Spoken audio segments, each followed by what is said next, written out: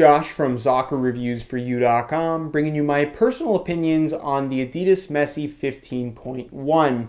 Now, for those that regularly watch my reviews, you know that I like to kind of lay out all the facts on the table, tell you what I think is most important to know about a product, share some opinions along the way, and at the end of the video, kind of have you make a decision for yourself based on the information that you've been given, whether or not that product is what you're looking for. What you guys seem to be really interested, though, based on comments on pretty much every single video, is what my personal opinions are based on my own personal taste. And that's kind of what this video series is all about. It's a new series on my channel. You guys really seem to be enjoying it. It's been going on for the last couple of weeks. And if you do enjoy the series, want to continue seeing it happen, be sure to leave your suggestions down below in the comment section for which products you'd like to see featured next. So, in the case of the Messi 15.1, what do I really think of this particular shoe? My brutally honest opinion is that this is a shoe that I like, but I think most people won't.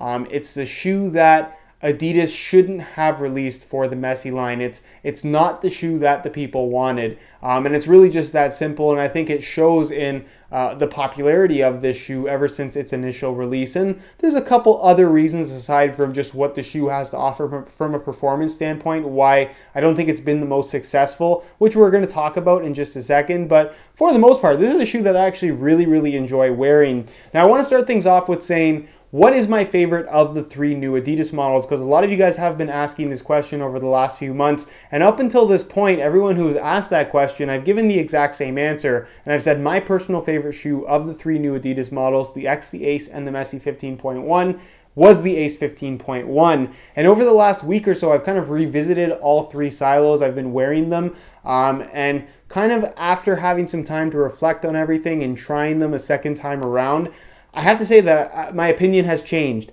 That's not something that I can say all that often. Normally, I kind of stick to my guns when it comes to personal preferences and stuff like that. But like I said, second time around with the Messi 15.1, I really like them, and I think it is my favorite of the three new Adidas silos. So why is it my favorite? It's my favorite because it's kind of an oddball shoe. It's what I would describe as a beefed up variation of the F50 Adizero, either the 2015 or the 2014 model. The synthetic upper, what they call Messi Touch, is very similar to Hybrid Touch that we had been seeing on the F50s, but thicker. It's about twice as thick. It still is on the thinner side, but it's the thickest of the thin shoes, if that makes any sense. This is a shoe that when you put it on your feet, it's noticeably clunky despite how thin the upper actually is when it's in your hand. The other thing that's obviously a very distinctive element of this shoe and something that a lot of people are either going to love or hate is the Messi frame element, which is this external rubberized cage that runs through the heel and ankle portion of the shoe. It adds a lot of extra bulk. That's not so much noticeable when you're actually wearing the shoe in terms of how it feels on your foot, but when you look down at your feet, it sticks out, and it's, like I said, a lot of extra clunkiness that isn't really necessary in the grand scheme of things. I'm still going to make the argument that this Messi frame system isn't actually adding that much in the way of structure to the shoe, but what it does do is add an element of grip that you wouldn't otherwise have. It's almost like having a Predator element in the midfoot area of the shoe, which is kind of an interesting thing, and an element that I've come to really like about the Messi 15.1. If you've worn the X or the Ace lines, they really don't provide much in the way of extra grip on the ball, but you do get that little extra grip with the Messi 15.1 if you do make contact in this particular area of the foot. So it's what I would describe as a thick barefoot feel, if that makes any sense. They're clunky. They don't really feel lightweight on your feet. The shoe weighs in at 7.9 ounces in a size 9 US, which is certainly not heavy, but it's certainly not lightweight either. And like I said, it just feels very solid. It's a robust shoe, a very kind of beefed up version of the F50 Adizero, which is kind of what this shoe is replacing. But like I said, it's just not what people wanted. I think that if Adidas really wanted to sell a lot of shoes, obviously backing Messi, giving him his own signature line, we don't see that very often in the soccer cleat world. Not only does he have, or he's really just up until this point had signature colorways along the way, but now he has his own specific model, which, like I said, I just don't think that based on what they've been marketing Messi as and the type of player that he actually is, despite him really not wearing this shoe at all. He wears a completely custom variation. That's not what you're buying in the store anyways. But like I said, what they've been kind of marketing Messi as with the F50 line over the last couple of years, I think people would have been much happier with a shoe that weighed anywhere between 5 and 6 ounces, similar to the 2014 F50 Adi Zero. But this is not that. This is a much heavier, much more solid, much more robust shoe than what we used to get from the F50 line. And for that reason alone, a lot of people are just going to be kind of turned away from a product like this. They're just not going to be interested. The other thing that has to be mentioned in regards to why this shoe hasn't been so popular is the appearance of it. It's pretty safe to say that this is not the best looking shoe in the world. I personally don't mind how they look. Simplicity is not a bad thing in my eyes, but a lot of people will make the argument that this shoe is straight up ugly, and I can see why they might think that, and I'm sure you guys will share your opinions on it down below in the comment section. But like I said, I think that for the simple reason that it's not the most attractive shoe, that has definitely hurt sales and really hurt the popularity of this model in general. I mean, really, if you go on social media and you look at anything Adidas related, the X has definitely been the most popular of the 3 new lines, followed by the Ace, and then a distant third place, in my opinion, based on what I've seen and just general buzz about shoes. The Messi 15.1 is by far the least popular. And another thing you could make an argument for is that there's really only been one colorway so far in the Messi 15.1. They recently unveiled the new white and blue color, which I will be getting in, by the way. I know a lot of you guys will ask.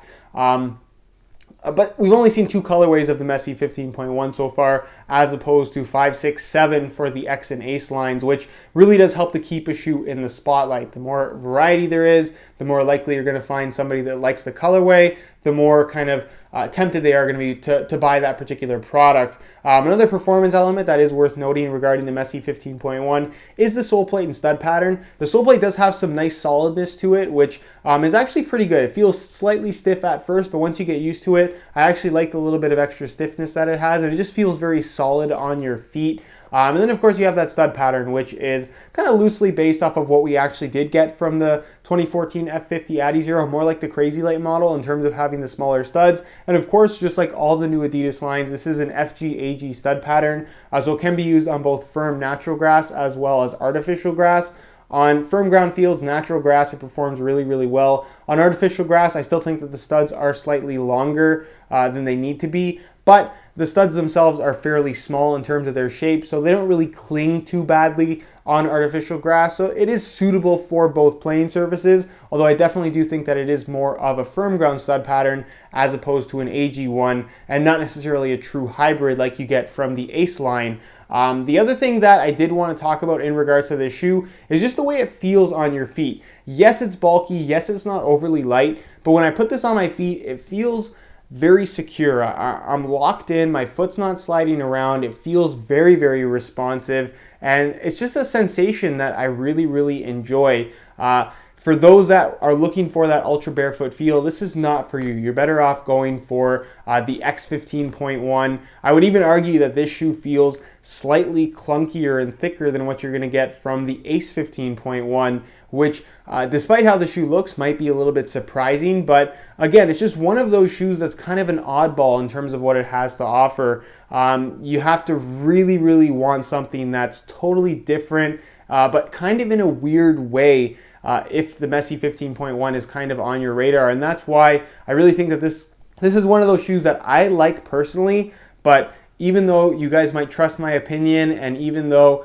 I know a lot of you guys are interested in what I have to say about particular shoes, just because I like it doesn't necessarily mean that you're going to like it. So I don't want you to kind of walk away from this video thinking that the Messi 15.1 is the best of the new Adidas lineup. It's my personal favorite, but it's my personal favorite for kind of odd reasons that might not necessarily match what you personally like. So just keep that in mind, and make that the main takeaway from this video, as opposed to just saying, hey, Josh thinks this is a really good shoe, I should probably pick it up because I want to get a new Adidas model. So again, really consider what you're actually getting into with the Messi 15.1 before you actually kind of take the plunge and buy a pair. It's a thin shoe, but one that definitely is on the thicker side. It's very bulky and clunky for being a thick shoe. It is nice and responsive though. You get that secure locked in sensation.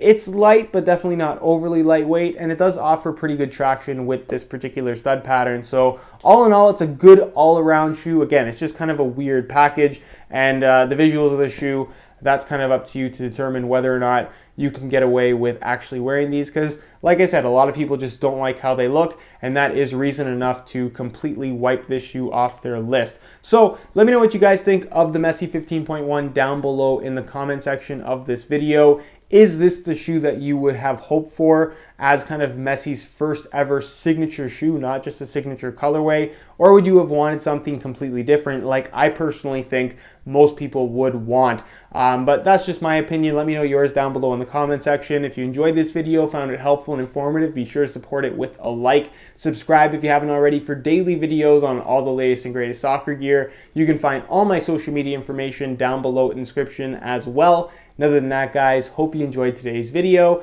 And as always, thanks for watching.